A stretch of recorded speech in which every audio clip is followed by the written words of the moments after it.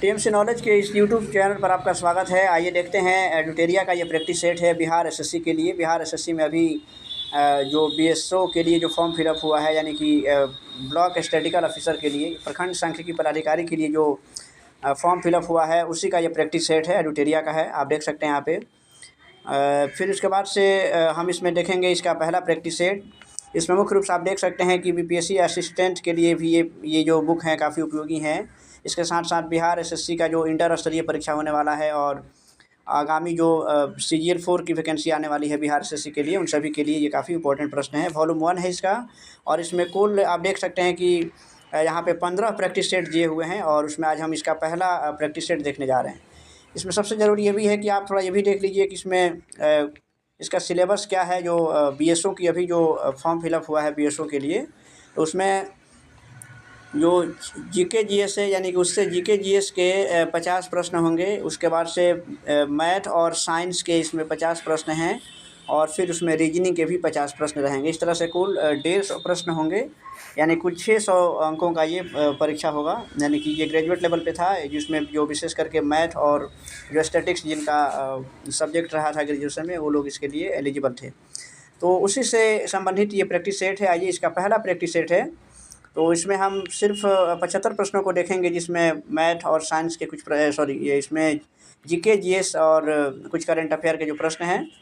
तो आइए इसको देखते हैं। और इसका पहला प्रश्न है कि किस आईआईटी द्वारा मिट्टी में मौजूद विषैले प्रदूषकों को ख़त्म करने के लिए बैक्टीरिया विकसित किया गया है।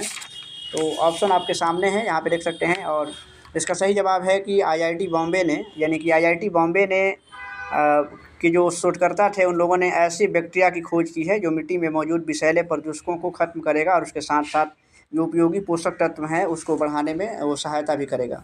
नेक्स्ट प्रश्न है कि वर्ष 2024 के लिए कितने एथलीटों को अर्जुन पुरस्कार से सम्मानित किया गया है। ये अगला प्रश्न है, और इसका सही जवाब है कि 32 एथलीटों को अर्जुन पुरस्कार दिया गया। आप जानते हैं कि खेल के क्षेत्र में अर्जुन पुरस्कार दिया जाता है। इसमें 4 खिलाड़ियों को मेजर ध्यानचंद खेल रत्न पुरस्कार दिया गया है, और 32 जो हैं, यानी कि उसमें कुल 32 को इसमें पूछा गया है कि अर्जुन पुरस्कार कितने को दिया गया है। तो कुल 32 एथलीटों को अर्जुन पुरस्कार से सम्मानित किया गया है। इसमें मनु भाकर, हरमनप्रीत सिंह और प्रवीण कुमार, ये सब जो है कि ध्यानचंद खेल रत्न से सम्मानित उसमें हुए थे। नेक्स्ट प्रश्न है कि आईसीसी अंडर 19 महिला T20 विश्व कप 2025 का आयोजन किस देश में किया गया है। और इसका सही जवाब है कि मलेशिया में इसका आयोजन किया गया था। और इस विश्व कप में भारत ने दक्षिण अफ्रीका को हराया था 9 विकेट से, और भारत ये जो सीरीज़ है वो लगातार दूसरी बार जीता था। तो मलेशिया इसका सही जवाब होगा। नेक्स्ट प्रश्न यहाँ से है कि और ये फरवरी में ये जो आयोजन किया गया था इस T20 विश्व कप का। अगला प्रश्न है कि राष्ट्रीय मानवाधिकार आयोग के अध्यक्ष किसे नियुक्त किया गया है। अगला प्रश्न है, और इसका सही जवाब इसमें आप देख सकते हैं ऑप्शन ए में सही जवाब दिया गया है, यानी कि बी रामासुब्रमण्यम को राष्ट्रीय मानवाधिकार आयोग के अध्यक्ष के रूप में नियुक्त किया गया है। नेक्स्ट प्रश्न यहाँ से है कि केंद्रीय मंत्री निर्मला सीतारमण ने वित्तीय वर्ष 2025-26 के लिए कुल कितने रुपयों की बजट पेश किया है। तो जो बजट पेश किया गया है इसमें वित्त मंत्री के द्वारा, तो आप देख सकते हैं इसमें कि कुल इसमें है, यानी कि इसका सही जवाब ऑप्शन बी में है, यानी कि इसमें है, यानी कि 50.65 लाख करोड़ इसमें वित्त मंत्री निर्मला सीतारमण ने 1 फरवरी 2025 को जो बजट पेश किया था। और ये भी जान लीजिए कि 8वीं बार ये बजट पेश किया गया, जो 1 फरवरी 2025 को इसमें जो बजट पेश किया गया था उसमें 50 लाख करोड़ से भी ज़्यादा का वो इसमें बजट पेश किया गया है। नेक्स्ट प्रश्न है कि फरवरी 2025 में भारत में कितने नए वेटलैंड्स को रामसर साइट्स का दर्जा दिया गया है। यह अगला प्रश्न है, और इसका सही जवाब है कि इसमें 4 जो हैं, फरवरी 2025 में भारत के जो 4 नए वेटलैंड्स हैं उनको रामसर साइट्स में शामिल किया गया है। और इसमें झारखंड के उढ़ाव झील है, तमिलनाडु का एक थेरथंगल पक्षी अभयारण्य है, और इस तरीके से एक और भी सिक्किम के भी हैं इसमें। तो इस तरीके से 4 वेटलैंड्स को रामसर साइट्स का दर्जा दिया गया है। नेक्स्ट प्रश्न है कि हाल ही में किस राज्य ने दीनदयाल उपाध्याय भूमिहीन कृषि मजदूर कल्याण योजना शुरू की है। अगला प्रश्न है, और इसका सही जवाब है ऑप्शन डी, यानी कि छत्तीसगढ़ में। छत्तीसगढ़ की सरकार के द्वारा राज्य के जो भूमिहीन कृषक या मजदूर जो हैं उनके लिए महत्वाकांक्षी योजना शुरू की गई है। उसका नाम है दीनदयाल उपाध्याय भूमिहीन कृषि मजदूर कल्याण योजना।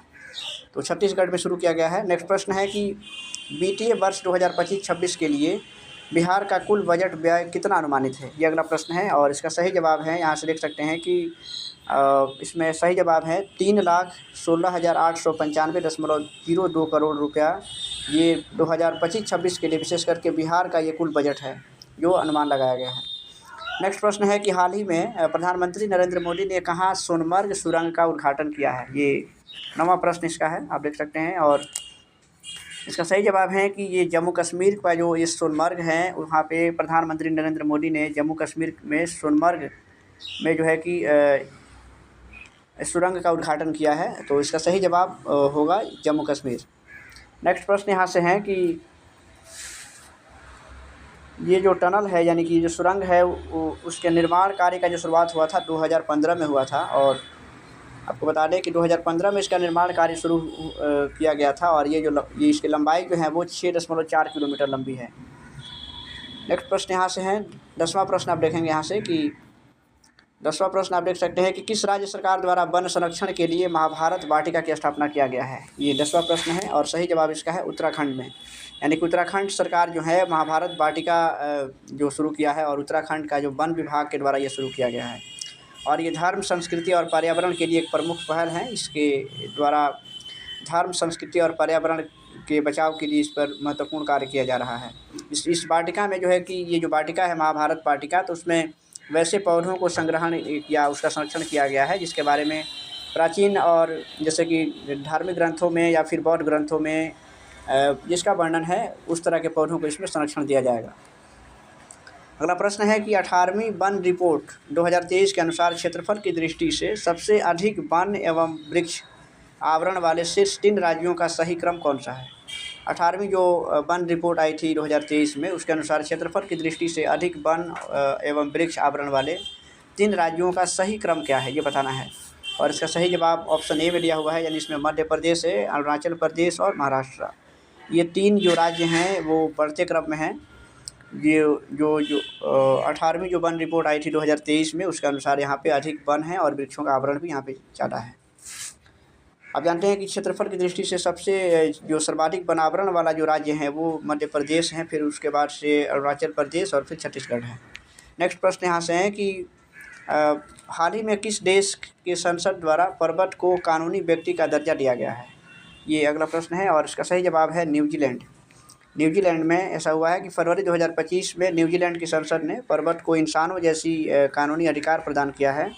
और इस संसद ने जो है कि तारानाकी मांगा कलेक्टिव रिड्रेस नामक बिल पास किया था और जिसके तहत पर्वत को कानूनी जो है कि एक तरह से दर्जा दिया गया है। और इसके आसपास की जो चोटियाँ हैं या फिर जो मैदानी हिस्से हैं उसको संरक्षित करने का प्रावधान भी किया गया है। तो न्यूजीलैंड इसका सही जवाब है। नेक्स्ट प्रश्न यहाँ से है कि हाल ही में म्यांमार में आए विनाशकारी भूकंप के बाद भारत सरकार ने किस ऑपरेशन की शुरुआत की है? नेक्स्ट प्रश्न है और 28 मार्च को जो म्यांमार में जो विनाशकारी भूकंप आया था उसके बाद से भारत सरकार ने एक ऑपरेशन चलाया था और इसका नाम है यानी कि ऑपरेशन ब्रह्मा। ये ऑप्शन डी में दिया गया है, तो इसका सही जवाब है ऑप्शन डी, ऑपरेशन ब्रह्मा चलाया गया था भारत में।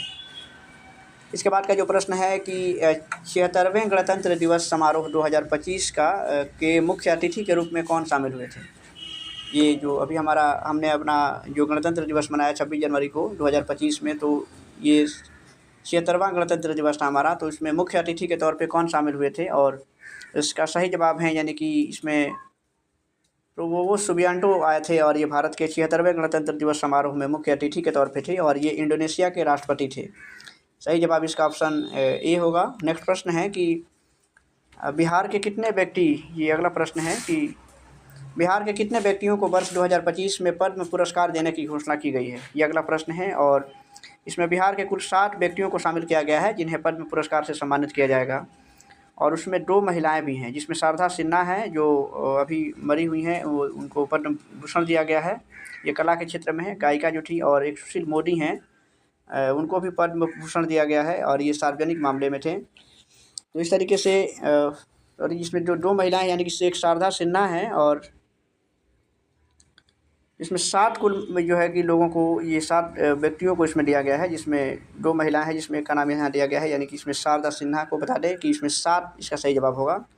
नेक्स्ट प्रश्न यहाँ से है कि स्थानांतरणशील कृषि के स्थानीय नाम और संबंधित देश का सही युग्म क्या है, ये बताना है इसमें।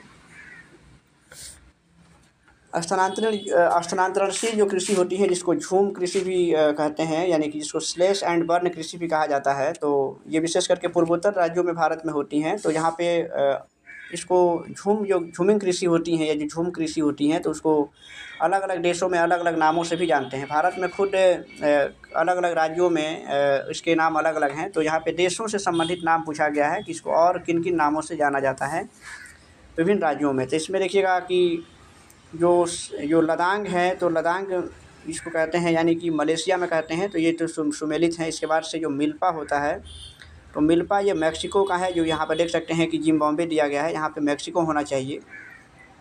फिर उसके बाद से जो चेना, ये श्रीलंका में कहते हैं, तो यहाँ भी बांग्लादेश दिया गया है। तो इसका सही युग्म हालांकि पूछा हुआ है, तो सही युग्म में तो सिर्फ लदांग का है, यानी कि लदांग जो कहते हैं वो मलेशिया में कहा जाता है, तो ये युग्म सही है। बाकी जो है ये ऑप्शन ए भी गलत हैं और सी में भी गलत दिया हुआ है। नेक्स्ट प्रश्न यहाँ से है कि निम्न में से कौन सी जलधारा अटलांटिक महासागर की ठंडी जलधारा है, ये अगला प्रश्न है। और इसका सही जवाब है कि जो बेंगुएला जो जलधारा है वो अटलांटिक महासागर की ठंडी जलधारा है। तो सही जवाब इसका ऑप्शन बी में है। इसके बाद के प्रश्न यहाँ पे देख सकते हैं, यहाँ भी युग्मों को मिलान करना है, यानी कि सही सुमेलित करना है यहाँ पर भी, कि इसमें बताना है कि इसमें से कौन सा जो युग्म है वो सही सुमेलित नहीं है। यहाँ पे विभिन्न पहाड़ियों के नाम दिए गए हैं और उससे संबंधित राज्यों के नाम हैं, तो आपको देखना है यहाँ पे कि कौन सा युग्म सुमेलित नहीं है। तो यहाँ पे जो आप देख सकते हैं कि यहाँ पे देखिए, ये जो पहला दिया गया है गढ़जात पहाड़ियाँ, ये उड़ीसा में है, ये सुमेलित सही है। इसके बाद से जो मांडवा जो पहाड़ी हैं, मांडव पहाड़ियाँ हैं, तो ये महाराष्ट्र में हैं। ये जो मांडवा ये पहाड़ी है, ये गुजरात राज्य में स्थित है, यहाँ पे महाराष्ट्र दिया हुआ है, तो ये युग्म गलत हो गया। फिर इसके बाद से जो नल्लामलाई पहाड़ी है आंध्र प्रदेश में है, और सेवराय पहाड़ियाँ ये तमिलनाडु में है। इस तरीके से देखते हैं कि ऑप्शन बी जो है ये यहाँ पे गुजरात होना चाहिए, जबकि यहाँ पे महाराष्ट्र दिया हुआ है। तो इस तरीके से ऑप्शन बी इसका सही जवाब होगा, ये सही सुमेलित नहीं है। इसके बाद का जो प्रश्न है कि भारत सरकार अधिनियम 1935 के संदर्भ में कौन सा विकल्प सही नहीं है। 1935 का जो भारत सरकार अधिनियम था, इसके संबंध में बताना है कि इसमें से कौन सा विकल्प जो है वो सही नहीं था। और इसका सही जवाब है ये जो कि इसमें ये प्रावधान था कि जो द्विसदनीय व्यवस्था, ये यहाँ पे दिया गया ऑप्शन डी इसका सही जवाब होगा, कि द्विसदनीय व्यवस्था और प्रत्यक्ष निर्वाचन की व्यवस्था ये उसमें नहीं था, यानी कि ये कथन जो है वो सही नहीं है। इसमें बहुत सारे प्रावधान थे, जिसमें ये भी था कि एक अखिल भारतीय संघ की स्थापना का प्रावधान किया गया था, और उसमें ब्रिटिश भारतीय प्रांतों और देशी रियासतों को इकाई के रूप में शामिल करने की बात की गई थी। तो इसमें कौन सा युग्म विकल्प सही नहीं है, तो ऑप्शन ये डी होगा, यानी कि द्विसदनीय व्यवस्था और प्रत्यक्ष निर्वाचकों की व्यवस्था, ये व्यवस्था उसमें नहीं थी, यानी कि ये प्रावधान भारत सरकार अधिनियम 1935 में नहीं था। नेक्स्ट प्रश्न यहाँ से है कि निम्नलिखित में से उष्णकटिबंधीय वर्षा वन व्योम की विशेषताएं क्या है। नेक्स्ट प्रश्न है, और यहाँ पे देख सकते हैं कि ये जो उष्णकटिबंधीय जो वर्षा वन होते हैं, यानी कि इसमें उनकी विशेषताओं को बताना है। तो ये क्या है कि ये यहाँ पे बहुत अधिक वार्षिक वर्षा भी होती है। यहाँ का जो तापमान होता है, ये औसत जो तापमान होता है काफ़ी उच्च होता है, और पोषक तत्वों की कमी वाली मिट्टी पाई जाती हैं, और प्रजातियों की समृद्धि का उच्च स्तर भी यहाँ पर पाया जाता है, यानी कि ये सभी विशेषताएं वहाँ पे ये पाई जाती हैं। इस तरीके से इनमें से सभी, यानी कि इसका सही जवाब होगा, यानी कि चारों जो विकल्प हैं वो विशेषताएं हैं उष्णकटिबंधीय जो वर्षा वन होते हैं उसके लिए। इसके बाद के प्रश्न यहाँ से देखते हैं कि निम्नलिखित में से भारत का कौन सा राज्य अपनी सीमा 3 देशों, यानी कि नेपाल, भूटान और चीन के साथ साझा करता है। ये ऐसा कौन सा राज्य है जो इन 3 देशों के साथ अपनी सीमा को साझा करता है। इसका सही जवाब है सिक्किम, यानी कि सिक्किम की जो सीमाएं हैं वो नेपाल, भूटान और चीन के साथ वो मिलती हैं। और आप जानते हैं कि ये सिक्किम जो है कि ये पूर्वोत्तर का राज्य है। नेक्स्ट प्रश्न है कि इसमें से कौन सा युग्म सही सुमेलित है। राष्ट्रीय उड़ान कुछ दिए गए हैं और उससे संबंधित राज्यों के नाम हैं। यहाँ बताना है कि इसमें से कौन सा युग्म सुमेलित हैं। तो ये जो देखिए पहला ही जो दिया गया है कि हेमिस राष्ट्रीय उद्यान, तो ये कर्नाटका में नहीं है, ये लद्दाख में है, और यहाँ पे जो है कि कर्नाटक दिया हुआ है। फिर उसके बाद से यह क्षेत्रफल के मामले में भारत का सबसे बड़ा राष्ट्रीय उद्यान है जो हेमिस राष्ट्रीय उद्यान है। तो इसमें बताना है कि सही सुमेलित, ये तो ये गलत है। उसके बाद से इसमें देखिएगा जो इसमें जो दाची गाम राष्ट्रीय उद्यान जो हैं, ये ये जम्मू कश्मीर में है और इसका ये जो है मिलान है वो सही है। बाकी ये जो दर्राह राष्ट्रीय उद्यान है तो ये राजस्थान में है, जबकि ये हरियाणा दिया हुआ है। तो इस तरीके से इसमें ये पूछा गया था कि इसमें से सही सुमेलित कौन है, तो ये ऑप्शन सी वाला जो है ये सही है, यानी कि जम्मू कश्मीर में है राचीगाम राष्ट्रीय उद्यान। नेक्स्ट प्रश्न है कि निम्नलिखित में से किस राज्य में दूध सागर जलप्रपात स्थित है। नेक्स्ट प्रश्न है और इसका सही जवाब है कि ये गोवा में है। अगला प्रश्न देखिएगा कि ब्रातिस्लावा निम्न में से किस देश की राजधानी है, ये अगला प्रश्न है। और ये जो ये किस देश की राजधानी है ब्रातिस्लावा, तो ये स्लोवाकिया की है, स्लोवाकिया। तो नेक्स्ट प्रश्न है कि गिब्सन और विक्टोरिया निम्न में से किस महाद्वीप का प्रमुख मरुस्थल है, ये बताना है। और यहाँ से लिख सकते हैं कि ये गिब्सन और विक्टोरिया ये ऑस्ट्रेलिया महाद्वीप का ये प्रमुख मरुस्थल है, जो कि ऑस्ट्रेलिया यहाँ पे ऑप्शन में नहीं दिया गया है। तो इस तरीके से सही जवाब होगा इनमें से कोई नहीं, क्योंकि इसका सही जवाब ऑस्ट्रेलिया होना चाहिए, जो कि ऑप्शन में नहीं है। नेक्स्ट प्रश्न है कि निम्नलिखित राज्यों तथा उनके विधानसभा सीटों के संदर्भ में कौन सा युग्म गलत है। विभिन्न राज्यों के भारत के जो राज्य हैं और वहाँ पे विधानसभा के सीटों की संख्या दी गई है। तो यहाँ पे ये देखना है कि कौन सा युग्म इसमें से गलत है। तो यहाँ पे देख सकते हैं कि आंध्र प्रदेश में 175 विधानसभा की सीटें हैं और उसके बाद से उड़ीसा में है 147, उड़ीसा में 147 सीटें हैं, जबकि यहाँ पे 149 दिया हुआ है। तो यही युग्म गलत दिया हुआ है। तेलंगाना में 119 सही है, हरियाणा का ये 90 भी सही है। तो यहाँ पे उड़ीसा का जो विधानसभा की सीटों की संख्या है वो 147 है, तो यहाँ पे 149 दिया हुआ है, यानी कि ऑप्शन बी सही जवाब है, यानी कि ये युग्म जो है कि गलत दिया हुआ है। अब यहाँ से देखिए 27वां प्रश्न है कि 104वां जो यानी कि 104वां जो संविधान संशोधन हुआ था तो 2019 के द्वारा, तो इसमें बताना है कि किस अनुच्छेद में संशोधन करके लोकसभा और विधानसभा में अनुसूचित जातियों और अनुसूचित जनजातियों के आरक्षण के प्रावधान को 2030 तक बढ़ा दिया गया है। आप जानते हैं कि लोकसभा और विधानसभा में अनुसूचित जातियों और जनजातियों को कुछ विशेष आरक्षण दिया गया है, तो उसको 2030 तक के लिए बढ़ा दिया गया है संशोधन करके। तो 2019 में संशोधन हुआ था और ये संविधान के जो अनुच्छेद हैं यानी कि 334 यानी कि संविधान के अनुच्छेद में संशोधन किया गया और इसे अनुसूचित जातियों और अनुसूचित जनजातियों के आरक्षण को 2030 तक के लिए बढ़ाया गया है। सही ऑप्शन डी में है। नेक्स्ट इसका प्रश्न है कि इनमें से कौन सा विषय संघ सूची के अंतर्गत आता है। संघ सूची के अंतर्गत इसमें से कौन सा विषय आता है, ये 28वां प्रश्न है। और इसमें देख सकते हैं संघ सूची यानी कि 3 जो सूचियां हैं, तो उसमें संघ सूची, राज्य सूची और समवर्ती सूची है। संघ सूची के विषयों पर जो भी विषय इसमें आते हैं उसमें केंद्र सरकार को कानून बनाने का अधिकार है। तो संघ सूची के अंतर्गत इसमें से कौन सा ये आता है विषय, तो इसका सही जवाब है यानी कि जो अंतर्राज्यीय व्यापार और वाणिज्य जो होता है वो संघ सूची के अंतर्गत आता है। और इसमें 7वीं अनुसूची में 3 सूचियाँ दी गई हैं, तो जिसके तहत इसमें संघ सूची हैं, राज्य सूची हैं और समवर्ती सूची हैं। तो फिलहाल इस संघ सूची में इस ऑप्शन के अनुसार पहला जो ऑप्शन है अंतर्राज्यीय जो व्यापार और वाणिज्य का मामला है वो संघ सूची के अंतर्गत आता है। नेक्स्ट प्रश्न है कि किस संविधान संशोधन अधिनियम के अंतर्गत अनुसूचित जाति और अनुसूचित जनजातियों के लिए पदोन्नति में आरक्षण सुनिश्चित किया गया है, ये अगला प्रश्न है। और इसका सही जवाब है कि इसमें जो है जो 77 जो अमेंडमेंट हुआ था यानी कि 77वां जो संविधान संशोधन हुआ था 1995 में, उसके तहत अनुसूचित जातियों और जनजातियों को पदोन्नति में आरक्षण को सुनिश्चित किया गया है। तो इसका सही जवाब ऑप्शन सी होगा। नेक्स्ट प्रश्न यहाँ से है कि निम्नलिखित में से कौन संविधान सभा के प्रारूप समिति के सदस्य नहीं थे। प्रारूप समिति के सदस्य इसमें से कौन नहीं थे, तो इसमें देख सकते हैं कि संविधान सभा की जो प्रारूप समिति का गठन हुआ था यानी कि अगस्त 29 और 1947 को हुआ था, तो इसमें कुछ 60 सदस्य थे प्रारूप समिति में, जिसमें आप जानते हैं कि अम्बेडकर जो हैं भीमराव अम्बेडकर को प्रारूप समिति का अध्यक्ष बनाया गया था। तो इसमें एक जो नाम दिया हुआ है यानी कि एस बरादचारी जो है ये उस प्रारूप समिति के सदस्यों में शामिल नहीं थे। तो इस तरीके से ऑप्शन बी सही जवाब है इसका। और इसका अगला प्रश्न है कि मोढेरा गांव के संदर्भ में क्या सही है। मोढेरा गांव जो है ये इसके संबंध में क्या सही है, तो आप देख सकते हैं इसका सही जवाब है यानी कि ये भारत का पहला सौर संचालित गांव है। तो ये गुजरात में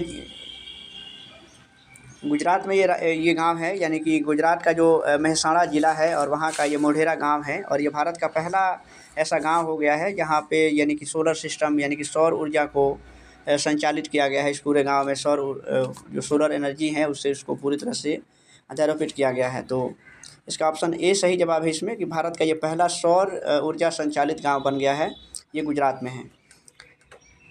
नेक्स्ट प्रश्न है कि किस समिति की अनुशंसा पर तरलता समायोजन सुविधा को अपनाया गया था, ये अगला प्रश्न है। और इसका सही जवाब है कि ये जो नरसिंघम समिति थी इसके द्वारा जो है ये यानी कि विशेष करके इसमें बैंकिंग सुधारों से संबंधित ये समिति थी। और उसके तहत जो है कि तरलता समायोजन की सुविधा दी गई थी, यानी कि जो बैंकों में जो लिक्विडिटी एडजस्टमेंट का जो फैसिलिटी होता है वो इस समिति के द्वारा दी गई थी। नेक्स्ट प्रश्न यहाँ से है कि निम्नलिखित में से किस राज्य में जैव मंडल आरक्षित क्षेत्र यानी कि शेषचलम अवस्थित है, ये अगला प्रश्न है। और इसका सही जवाब है ऑप्शन सी, यानी कि आंध्र प्रदेश में ये जो है कि शेषचलम अवस्थित है, यानी कि जैव मंडल आरक्षित क्षेत्र हैं शेषचलम, और ये आंध्र प्रदेश में ये अवस्थित हैं। इसके बाद के जो प्रश्न है कि विशु उत्सव को नव वर्ष के रूप में किस राज्य में मनाया जाता है, ये अगला प्रश्न है। और ये जो मनाया जाता है यानी कि जो विशु उत्सव होता है ये भारत के केरल राज्य में मनाया जाता है, और एक प्रकार का ये हिंदू त्यौहार है, और ये सामान्यतः जो मनाया जाता है वो अप्रैल महीने में मनाया जाता है। और इसके नेक्स्ट प्रश्न है कि उत्पादन प्रक्रिया के दौरान साधनों के मूल्य में कमी को क्या कहा जाता है, ये इकोनॉमिक्स का प्रश्न है। तो उत्पादन प्रक्रिया के दौरान साधनों के मूल्य में जो कमी होती है उसको मूल्यह्रास कहा जाता है।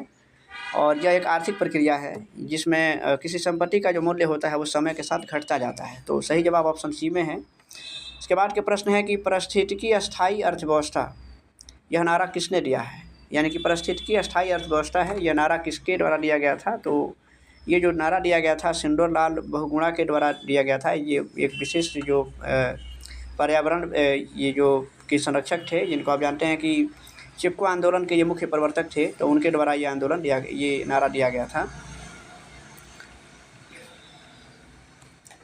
नेक्स्ट प्रश्न यहाँ से देख सकते हैं। यहाँ से अगला प्रश्न यहाँ से होगा कि 37 ये प्रश्न होगा कि मानव विकास रिपोर्ट किस संगठन के द्वारा प्रकाशित किया जाता है। मानव विकास जो रिपोर्ट होता है वो किसके द्वारा ये जो है कि प्रकाशित किया जाता है। तो ये UNDP जो है इसके द्वारा ये मानव विकास जो सूचकांक को प्रकाशित किया जाता है।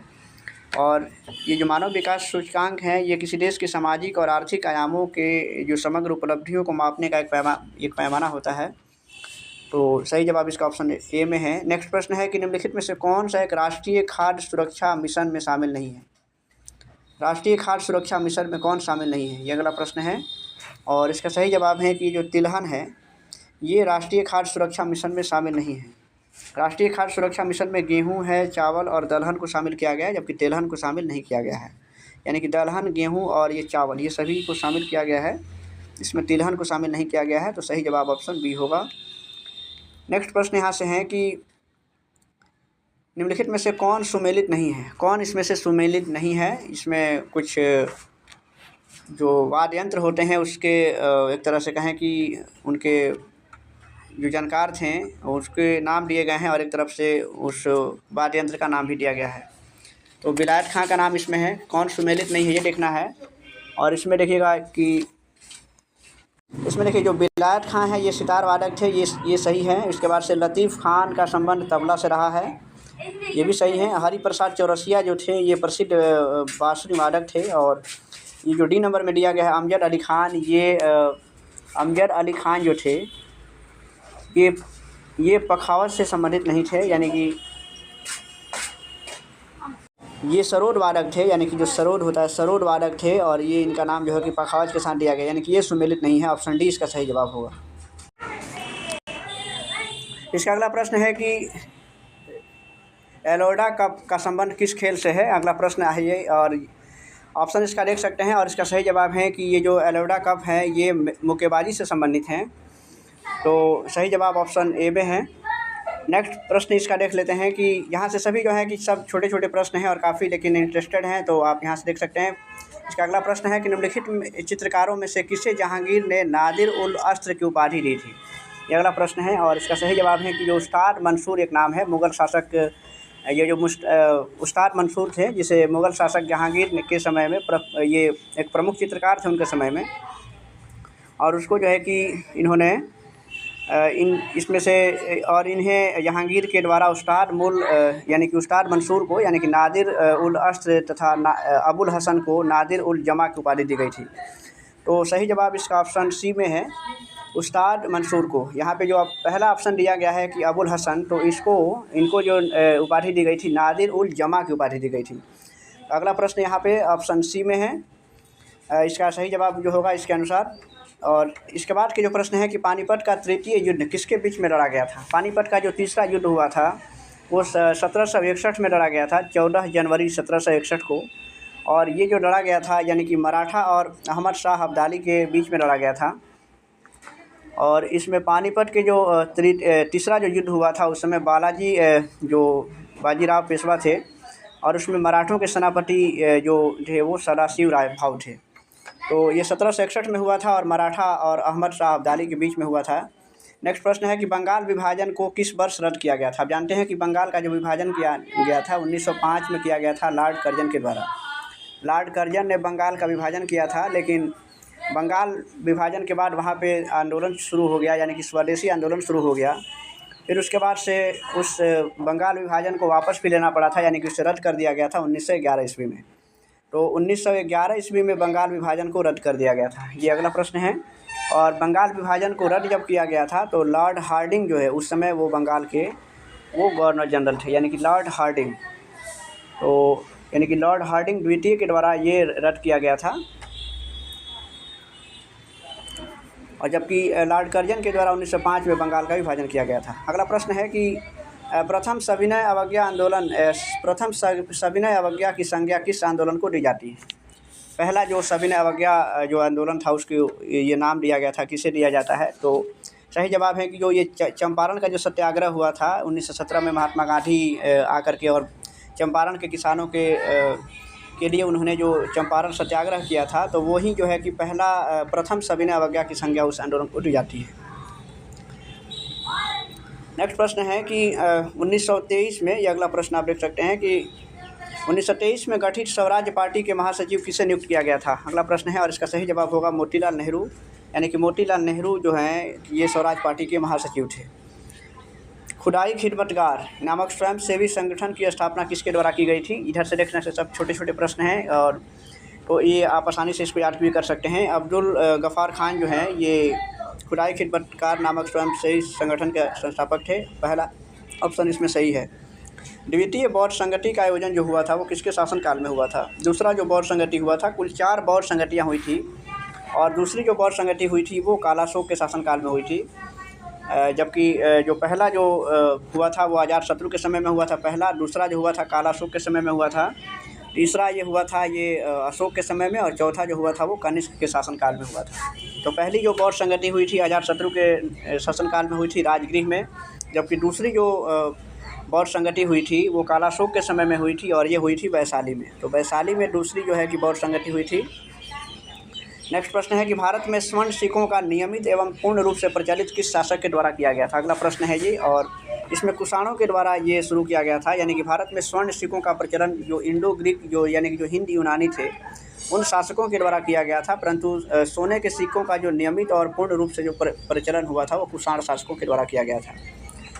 नेक्स्ट प्रश्न यहाँ से देख सकते हैं कि किस मुग़ल बादशाह ने सीधा प्रथा को समाप्त किया था। ये सीधा जो करने की जो प्रथा थी उसको शाहजहाँ ने समाप्त कर दिया था। ये मुग़ल शासक थे, और इसकी शुरुआत जो की थी वो गियासुद्दीन बलबन के द्वारा की गई थी, जबकि शाहजहाँ ने इसे समाप्त कर दिया था। नेक्स्ट प्रश्न है कि अष्टदिग्गज किस राजा के दरबारी थे। थोड़ा सा तेज़ी से इस प्रश्न को देखते हैं। अष्टदिग्गज ये किस राजा के दरबारी थे। तो कृष्णदेव राय ये जो विजयनगर साम्राज्य से संबंधित हैं, और कृष्णदेव राय के दरबार में तेलुगु के 8 महान विद्वान रहते थे जिनको अष्टदिग्गज की संख्या दी जाती थी। जिसमें तेलानी रामन का नाम सुना होगा वो भी इसी में थे। नेक्स्ट प्रश्न है कि निम्नलिखित में से कौन त्वरण का मात्रक है। यहाँ से साइंस के कुछ प्रश्न हैं। तो त्वरण का मात्रक इसमें से कौन होता है। त्वरण का जो मात्रक होता है यानी कि मीटर प्रति सेकंड स्क्वायर, ये जो ऑप्शन बी है। नेक्स्ट प्रश्न है कि एक प्रकाश वर्ष का मान कितने मीटर के बराबर होता है। ये 52वां प्रश्न है, और इसमें ये जो है यानी कि एक वर्ष का मान जो होता है प्रकाश वर्ष यानी कि दूरी का मात्रक है, और इसमें बताना है कि कितने मीटर के बराबर होता है। तो ये ऑप्शन 20 का सही जवाब है, यानी कि 9.46 × 10⁻15 मीटर के बराबर होता है। अगला प्रश्न है कि कूलम्ब के नियम के अनुसार दो बिंदु आवेशों के बीच विद्युत बल जो होता है वो किस नियम पे यानी कि किस सिद्धांत पे कार्य करता है। तो इसका सही जवाब है कूलम्ब के नियम के अनुसार जो दो बिंदु आवेशों के बीच का जो विद्युत बल होता है उनके आवेशों की मात्राओं के गुणनफल के समानुपाती होता है और उनके बीच की दूरी के वर्ग के व्युत्क्रमानुपाती होता है। ऑप्शन सी जो दिख रहा है इसमें, ये सही जवाब है इसके लिए। नेक्स्ट प्रश्न यहाँ से है कि गैल्वेनोमीटर का अनुप्रयोग किस लिए किया जाता है। गैल्वेनोमीटर का प्रयोग किस लिए होता है। गैल्वेनोमीटर का जो अनुप्रयोग होता है वो विद्युत धारा की उपस्थिति जांचने में इसका यूज होता है। नेक्स्ट प्रश्न है कि यांत्रिक ऊर्जा को विद्युत ऊर्जा में रूपांतरण किसके द्वारा किया जाता है। यांत्रिक ऊर्जा को विद्युत ऊर्जा में कौन बदलता है। यांत्रिक ऊर्जा को विद्युत ऊर्जा में जो रूपांतरण होता है वो डायनेमो के द्वारा होता है, जबकि जो विद्युत मोटर होता है तो वो विद्युत ऊर्जा को यांत्रिक ऊर्जा में बदलता है। तो डायनेमो जो है वो विद्युत ऊर्जा को यांत्रिक ऊर्जा को विद्युत ऊर्जा में बदलता है। नेक्स्ट प्रश्न है कि निम्नांकित में से कौन सा असंजक बल का उदाहरण नहीं है। असंजक बल का उदाहरण कौन नहीं है, और इसमें ऑप्शन सी सही है, यानी कि जल से भीगी हुई दो प्लेटों को आपस में जो चिपकना ये असंजक बल का उदाहरण नहीं है। तो इसमें इसके असंजक बल के उदाहरण कौन कौन से हैं। तो किसी वस्तु का जल से भीग जाना ये इसके उदाहरण होते हैं। ब्लैक बोर्ड पर चौक से लिखा जाना ये भी असंजक बल का उदाहरण होता है। और यानी कि असंजक बल का जो संबंध है वो आकर्षक बल से है। जिस तरीके से इसमें जल से भीगी हुई जो दो प्लेटें आपस में चिपकती हैं ये उसका उदाहरण नहीं है। नेक्स्ट प्रश्न है कि बहती हवा में ऊर्जा का कौन सा मूल रूप मौजूद होता है। अगला प्रश्न है तो बहती हवा में जो होती है वो केवल गतिज ऊर्जा होता है। ऑप्शन बी सही जवाब है इसके लिए। नेक्स्ट प्रश्न है कि बैरोमीटर का पाठ्यांक जब धीरे धीरे ऊपर चढ़ता है तो मौसम की स्थिति कैसी होगी। बैरोमीटर जो है कि अगर उसका पाठ्यांक जब धीरे धीरे ऊपर चढ़ता है तो ये संकेत होता है कि जो है वो दिन साफ़ होगा, यानी कि दिन के साफ़ होने की संभावना होती है। नेक्स्ट प्रश्न है कि सर्वप्रथम खोजा गया हार्मोन कौन सा था। सबसे पहले किस हार्मोन की खोज हुई थी, और इसका पहला ऑप्शन सही है, यानी कि जो सिक्रेटिन हार्मोन जो है ये सबसे पहले खोजा गया था। ये अंतःस्रावी ग्रंथियों के द्वारा इसका उत्पादन होता है। नेक्स्ट प्रश्न है कि किस रक्त समूह यानी कौन सा जो ब्लड ग्रुप होता है उसमें एंटीजन अनुपस्थित होता है। तो इसमें जो ब्लड ग्रुप जो ओ होता है, जिसको कह सकते हैं कि ये सर्वदाता ग्रुप है, यानी कि ओ ब्लड ग्रुप वाला जो व्यक्ति होता है किसी भी ग्रुप वाले व्यक्ति को अपना ये ब्लड दे सकता है। तो इसमें एंटीजन जो होता है ब्लड ग्रुप ओ में वो अनुपस्थित रहता है। सबसे बड़ा एक कोशिकीय जीव कौन सा है। सबसे बड़ा जो एक कोशिकीय जीव होता है वो ये है, यानी कि इसमें ऑप्शन सी में जो दिया गया है, यानी कि एसिटाबुलेरिया जो है ये सबसे बड़ा एक कोशिकीय जीव होता है। आप जानते हैं कि कोशिका की जो खोज हुई थी रॉबर्ट हुक के द्वारा की गई थी 1665 ईस्वी में। नेक्स्ट प्रश्न है कि जंतु जगत का दूसरा सबसे बड़ा संघ कौन सा है। जंतु जगत का सबसे बड़ा जो संघ होता है वो मोलस्का संघ होता है, और ये सबसे बड़ा संघ जो है इसका आर्थ्रोपोडा है। मोलस्का जो है ये जंतु जगत का सबसे बड़ा संघ होता है। नेक्स्ट प्रश्न यहाँ से है कि हल्दी का पीला रंग किस वर्णक के कारण होता है। हल्दी का जो पीला रंग होता है ये कुरकुमिन के द्वारा होता है, यानी कि हल्दी का पीला रंग इसी कुरकुमिन के ये नामक एक वर्णक होता है जिसके कारण इसका रंग जो है वो पीला होता है। तो सही जवाब ऑप्शन डी में है। नेक्स्ट प्रश्न है कि प्रोकैरियोटिक कोशिकाओं में श्वसन का कार्य किसके द्वारा किया जाता है। तो इसमें जो श्वसन का जो कार्य होता है यानी कि मीसोसोम के द्वारा होता है। तो ऑप्शन डी इसका सही जवाब है। जबकि माइटोकॉन्ड्रिया जानते हैं कि ये कोशिकाओं का ऊर्जा गृह होता है, जबकि राइबोसोम ये प्रोटीन की फैक्ट्री को कहते हैं, यानी कि कोशिकाओं की जो प्रोटीन की फैक्ट्री होती है वो राइबोसोम होता है। अगला प्रश्न है कि प्रकाश संश्लेषण की प्रक्रिया में सूर्य की प्रकाश ऊर्जा को किस ऊर्जा में रूपांतरित होकर खाद्य पदार्थों में संचित होती है। यानी कि प्रकाश संश्लेषण की प्रक्रिया में सूर्य की प्रकाश ऊर्जा को किस ऊर्जा में रूपांतरित होकर खाद्य पदार्थों में संचित होती हैं। और इसका सही जवाब है कि जो रासायनिक ऊर्जा होती हैं, यानी कि सूर्य की प्रकाश ऊर्जा ये रासायनिक ऊर्जा में रूपांतरित होकर के खाद्य पदार्थों में संचित हो जाती है। नेक्स्ट प्रश्न यहाँ से है कि नेक्स्ट प्रश्न यहाँ देख सकते हैं कि डीपीटी वैक्सीन का प्रयोग किस बीमारियों के लिए किया जाता है। तो इसका सही जवाब है कि ये जो है यानी कि इसका जो डीपीटी जो वैक्सीन होते हैं वो डिप्थीरिया के लिए होते हैं, काली खांसी और टिटनेस के लिए होते हैं। ऑप्शन सी सही जवाब है इसके लिए। नेक्स्ट प्रश्न है कि राष्ट्रीय आयुर्वेद संस्थान कहाँ स्थित है। राष्ट्रीय आयुर्वेद संस्थान ये कहाँ स्थित है। तो ये जयपुर में है, और जयपुर इसका सही जवाब होगा। जबकि आप देख सकते हैं जो कोलकाता दिख रहा है तो इस यहाँ पे राष्ट्रीय होम्योपैथी संस्थान स्थित हैं और नई दिल्ली में ये भारतीय आयुर्वेद संस्थान स्थित हैं। तो जयपुर इसका सही होगा। यहाँ पे राष्ट्रीय आयुर्वेद का पूछा गया है। नेक्स्ट प्रश्न है कि आवर्त सारणी में किसी तत्वों के गुणधर्म में किसके द्वारा निर्धारित होते हैं। किसी तत्व का जो गुणधर्म होता है वो किसके द्वारा निर्धारित किया जाता है आवर्त सारणी में। आवर्त सारणी में किसी तत्वों का जो गुणधर्म होता है वो परमाणु संख्या के द्वारा निर्धारित किए जाते हैं, यानी कि ऑप्शन डी इसका सही जवाब है। नेक्स्ट प्रश्न है कि इसमें से कौन सा रासायनिक परिवर्तन का उदाहरण नहीं है। रासायनिक परिवर्तन का उदाहरण इसमें से कौन से नहीं है, ये 69 प्रश्न है। यानी कि ऑप्शन देख सकते हैं कि जो उबलता हुआ जो पानी है ये रासायनिक परिवर्तन का उदाहरण नहीं है। जबकि ये जो दहन की प्रक्रिया होती है, प्रकाश संश्लेषण जो होता है और बहुलीकरण होता है, ये सभी रासायनिक परिवर्तन के उदाहरण हैं। उबलता हुआ पानी ये भौतिक परिवर्तन का स्वरूप होता है। और इसके बाद के जो प्रश्न है कि क्वांटम संख्याएं कितनी प्रकार की होती हैं। क्वांटम जो संख्याएं होती हैं वो 4 प्रकार की होती हैं। तो इस तरीके से ऑप्शन इसका सी सही है। नेक्स्ट प्रश्न है यहाँ से, दिए गए विकल्पों में कौन धातु तत्व नहीं है। कौन सा जो धातु है वो कौन धातु तत्व नहीं है, यानी कि बताना है कि इसमें से कौन धातु नहीं है। ये समझ लीजिए, कॉपर है, मरकरी है, आयरन है और सल्फ़र है। इसमें से जो सल्फ़र है वो अधातु होता है, यानी कि सल्फ़र ये, और इसका जो सल्फ़र का जो परमाणु क्रमांक होता है 16 होता है और ये एक प्रकार का धातु है। बाकी कॉपर, मरकरी और आयरन ये सभी जो हैं वो धातु तत्व हैं। यहाँ पे ये यहाँ दिया गया है 6C14 और 7N ये 14, ये किसका उदाहरण है। यहाँ पे देख सकते हैं कि जो परमाणु संख्या है वो अलग अलग है, यानी कि यहाँ पे परमाणु संख्या अलग होने का मतलब है कि ये जो प्रोटॉन है उनकी संख्या अलग अलग है। जबकि यहाँ पे देख रहे हैं कि ये परमाणु द्रव्यमान यहाँ से बराबर हैं, तो ये समभारिक होते हैं, यानी कि जो समस्थानिक होते हैं तो उसमें जो परमाणु ये क्रमांक होता है वो एक समान होता है। जबकि यहाँ पे देख रहे हैं कि परमाणु क्रमांक अलग अलग हैं, तो इस तरीके से ये समस्थानिक नहीं है, ये समभारिक हैं, जिसको आइसोबॉर कहते हैं। तो ये समभारिक के उदाहरण हैं। और अगला प्रश्न है कि बीटा कण निम्न में किस प्रकार का आवेश वहन करता है। बीटा जो कण होता है, 3 प्रकार के जो कण हैं, अल्फ़ा, बीटा और गामा। तो उसमें बताना है कि बीटा कण ये किस प्रकार का आवेश वहन करता है। तो बीटा जो कण होता है वो ये ऋणात्मक जो आवेश का वहन करता है। ऑप्शन ए सही जवाब इसके लिए। और इसके बाद के जो प्रश्न है कि एक परमाणु के 3 आधारभूत अवयव अंश हैं। तो एक परमाणु है तो उसके 3 जो मुख्य एलिमेंट जो होते हैं वो कौन कौन से हैं। तो आप जानते हैं कि जो परमाणु कोई भी होता है तो उसमें प्रोटॉन, इलेक्ट्रॉन और न्यूट्रॉन, ये 3 जो है इसके बेसिक जो एलिमेंट होते हैं। तो सही जवाब इसका ऑप्शन बी में दिया हुआ है, प्रोटॉन, न्यूट्रॉन और इलेक्ट्रॉन। ये इसके बेसिक जो है कि यानी कि आधारभूत जो हैं वो एलिमेंट्स हैं।